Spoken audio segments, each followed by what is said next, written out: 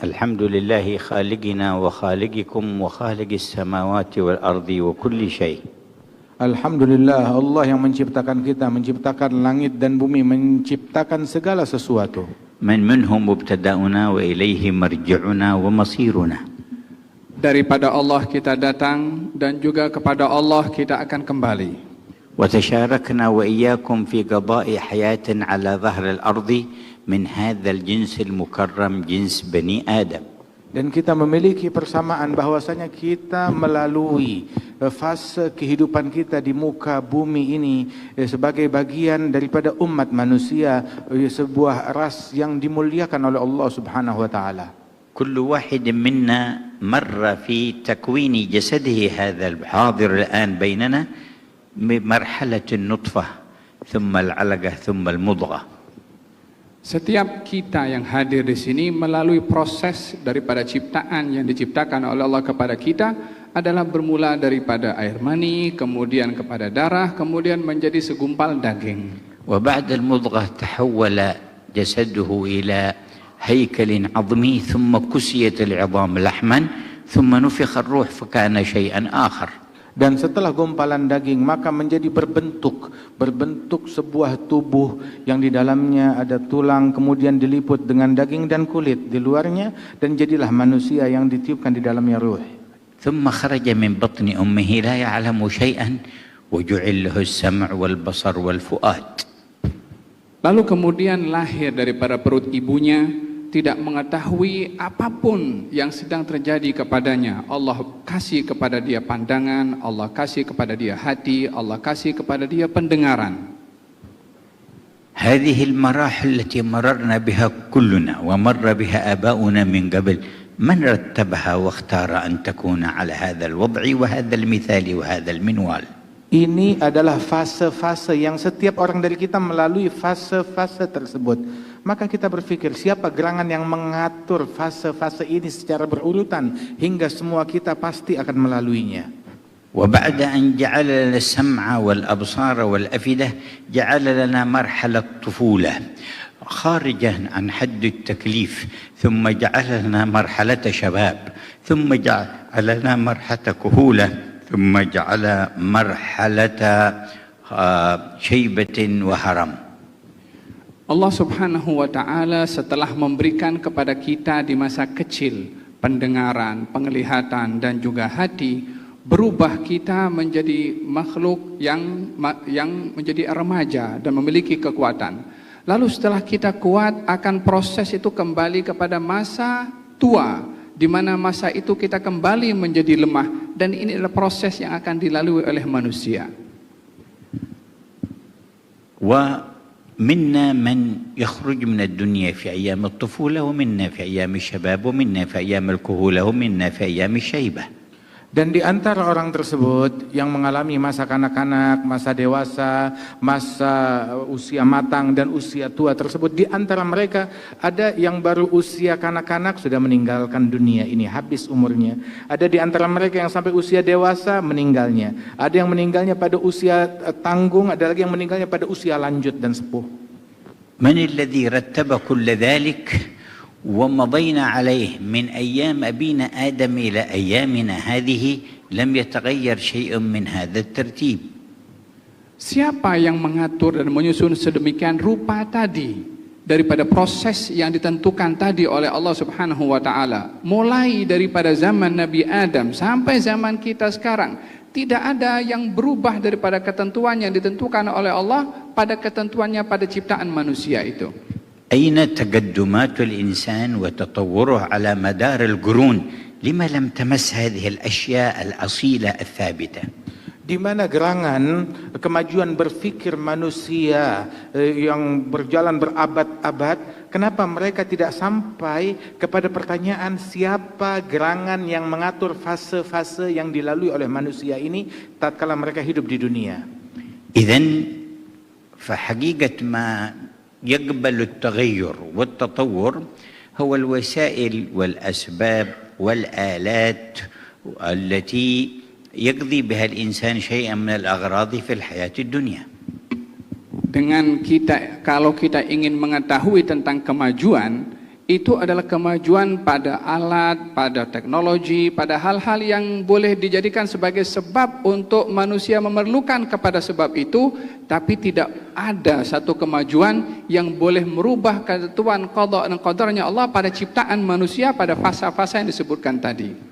وكل هذه الآلات التي تقبل التغيرات والتطورات مستفيدة ومنتفعة وقائم تطورها على تكوين الأرض بهذه الصورة، وجعل الشمس والقمر من فوقنا، وجعل السماء من فوقنا، وعلى ما رتب الخالق من نزول الأمطار ومن تجاذبات وتفاعلات للماديات بما رتبه هو سبحانه وتعالى.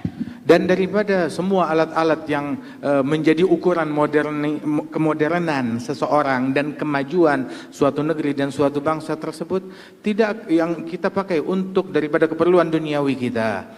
Tidakkah mereka berpikir akan kehebatan Allah Subhanahu wa taala yang menciptakan alat berupa matahari, bulan, bumi, perputarannya, angin, pergerakannya, yang dari itu semuanya diatur oleh Allah Subhanahu wa taala, musim-musim yang berbeda-beda, turunnya hujan ataupun kemarau, dan siapa gerangan yang mengatur itu semua melainkan hanya Allah Subhanahu wa taala. ولم يتزل الهيئة أن الإنسان يبصر بعينين ويسمع بأذنين ويتكلم بشفتين من عهد آدم إلى اليوم. Dan kalau kita melihat bagaimana hebatnya daripada ciptaan Allah yang tidak dapat ditandingi oleh mana-mana kemajuan yang ada di zaman ini, daripada dulu sampai sekarang manusia itu memandang dengan kedua matanya, mendengar dengan kedua telinganya. Siapa yang boleh membuat seperti itu daripada kemajuan yang ada zaman ini? ولا يملك في تطوره هذا الإنسان وتقدمه أن يحول العينين من الوجه وتوسطهما الأنف ويكونان تحت الجبهة إلى موضع آخر يكون إبصار الإنسان منه إما إلى خلف وإما إلى جنب وإما إلى إصبع. لا يملك أن يفعل شيء من ذلك. Dan sungguh sehebat apapun manusia, tidak dapat mereka untuk memodernkan, mengupgrade dirinya, melihat bukan lagi dari mata lagi, melihat dari jari ataupun melihat dari telinga ataupun memindahkan daripada alat penglihatan tersebut, maka mereka tidak bisa memajukan apa-apa yang sudah diatur oleh Allah Subhanahu wa taala. يمكنه أن يبتكر دواء للعين واستعمالا للنظارات أو العدسات وما إلى ذلك، لكن أن يحول العين إلى غير موضعها لا يستطيع ذلك، وهو فيما يبتكره له حدود محدودة ليس هو الذي حددها، وتنتهي إلى حد لا يستطيع أن يفعل فيه شيء، فيعمى الذي كان بصير تحت أيدي كبار أطباء العالم بقدرة الذي يهب السمع والبصر. Dengan kemajuan yang boleh dicapai oleh manusia, hanya boleh mengobati mata kalau sakit atau telinga, boleh mencari obat atau membuat obat. Itu pun juga pembuatan obat itu dibatasi dengan batasan yang Allah Subhanahu wa taala membatasinya, sehingga manusia tidak boleh melepasi batasan tersebut. Kadang-kadang orang itu dokter mengobati mata untuk sembuh, ternyata tidak sembuh, boleh menjadi buta, ataupun gagal dalam memberikan obat. Itu adalah batasan kemampuan yang ada pada manusia yang tidak boleh membuat apa-apa kepada mata, seperti memindahkan mata daripada hadapan di depan di wajahnya dipindah ke belakang. Tidak mungkin manusia akan boleh berbuat seperti itu. وكان ذلك ما أشار الخالق إليه من قوله لقد خلقنا الإنسان في أحسن تقويم. Dan itulah yang telah diisyaratkan oleh Sang Pencipta Subhanahu wa taala, bahwasanya dalam firman Allah, kami telah menciptakan manusia dalam sebaik-baiknya bentuk. إذن فيجب أن نعلم أن تطوراتنا وتغيراتنا يجب أن يكون لها مجال معين وأن هناك ثوابت يجب أن تثبت. Dengan demikian kita mesti memahami dan meyakini bahwa kemajuan-kemajuan, kemodernan-kemodernan memiliki batasan-batasan tertentu yang tidak dapat melepasinya, dan di situ ada perkara-perkara, hal-hal yang prinsip yang ianya adalah mesti tetap menjadi prinsip yang dipegang. ذكرنا هذه الأمثلة في جسم الإنسان، ولكن وراء جسم الإنسان للإنسان قيم وللإنسان سلوك، فلا بد أن تكون فيه ثوابت ما يمكن أن تتغير بتغير الزمان، ولها بعد ذلك متغيرات وتطورات. Kami menyebutkan ini tentang dan memberikan contoh pada tubuh manusia.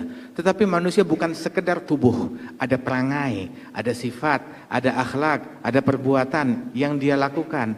Maka dalam itu semua pun juga sebagaimana di dalam tubuh ada hal-hal yang mendasar, yang mana itu nggak bisa berubah, mau semodern apapun ya mata ya tetap tempatnya di situ.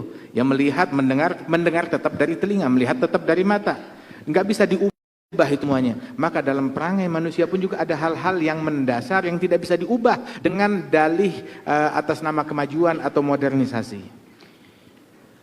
طوعت نفس قابيل ابن آدم مباشرة له أن يقتل أخاه هابيل بدوافع كانت عنده وتفاعلات نفسية استجاب لها فوقع في هذه الجريمة، وهذه الجريمة من تلك الأيام إلى اليوم لا تزال جريمة. فإذا وجدنا إنسان معنا يدعو إلى قتل النفوس من غير جرم ومن غير حق، أن تقول هذا تحول إلى فضيلة، نقول لا يمكن أن يقبل ذلك أصلا. Diceritakan di dalam Al-Quran bahwa hawa nafsunya Qabil memaksa kepada Qabil untuk membunuh Habil. Maka dilakukan tindakan pembunuhan itu oleh Qabil terhadap Habil. Sejarah pembunuhan ini menjadi dosa kepadanya hingga ke hari ini, tetap ianya adalah menjadi satu perbuatan dosa. Tidak mungkin di zaman ini kalau ada orang yang dia mengajak kepada pembunuhan atau menyetujui akan berlakunya pembunuhan, lalu akan bertukar pembunuhan itu daripada perbuatan dosa dan berubah menjadi perbuatan yang tidak berdosa. Itu tidak mungkin. كان عند إقدامه على القتل يتخيل في نفسه أنه يتوصل بذلك إلى تحقيق غرض وإلى حصول أشياء يحبها، ولكن الواقع أنه لم يحصل شيء من ذلك. Dahulu waktu kedua putra Nabi Adam yang pembunuhnya itu adalah Qabil, waktu dia akan membunuh saudaranya, di dalam benak dia dengan membunuh saudaranya dia akan meraih obsesinya. Apa yang dia inginkan pasti akan tercapai. Sehingga itulah yang memacu dia untuk melakukan pembunuhan terhadap saudaranya demi mencapai apa yang dia inginkan dan dia kejar. Akan tetapi ternyata apa yang dia lakukan itu enggak membuat dia berhasil untuk meraih obsesinya. إذن فقد تخيل للإنسان نفسه أنه بعمل معين وتصرف معين يصل إلى غرض مقصود ويكون ذلك خيال محض. Oleh sebab itu kadang-kadang manusia ini dipengaruhi oleh khayalannya, oleh fikirannya sendiri untuk mencapai kepada sesuatu apa saja yang menjadi ambisinya. Ternyata pada hakikatnya apa yang difikirkan dan diambisikan hanya sekedar khayalan yang tidak akan mungkin sampai kepada hakikat yang diinginkan daripada ambisi tersebut. والذي حصل أنه تعب في الحياة الدنيا ثم لا تقتل نفس ظلما إلى يوم القيامة إلا كان عليه مثل إثمها وعقابها لأنه أول من سن القتل.